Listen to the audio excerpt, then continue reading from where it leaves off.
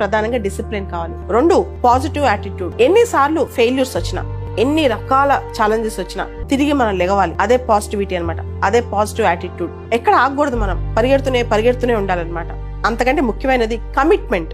ఒక లక్ష్యం కోసం పర్సెవరెన్స్, కమిట్మెంట్ చాలా అవసరం. ఓపికతో పోరాడాలి. ఆ కమిట్మెంట్ ఎలా ఉండాలంటే అసలు 100 సంవత్సరాలు పట్టిన ఆ పని కోసం పూర్తి చేస్తాం అనే ధైర్యం, ఆ పని పట్ల అంకిత భావం అంత ఉండాలన్నమాట. అదే కమిట్మెంట్. మధ్యలో వదిలేయకూడదు. తర్వాత ఏదైనా సరే టైం బౌండ్నెస్. ఏ పనికైనా సరే మీరు అనుకోవచ్చు ఎప్పుడో చేద్దాం, ఇంకెప్పుడో చేద్దాం. పోస్ట్పోన్మెంట్ కాదు, ప్రతి దానికి ఒక టైం ఫ్రేమ్ ఉండాలి. ప్రపంచంలో ఎంత పెద్ద పనికైనా దానికి ఎన్ని సంవత్సరాలు పట్టినా టైం ఫ్రేమ్ ఖచ్చితంగా పెట్టుకోవాలి.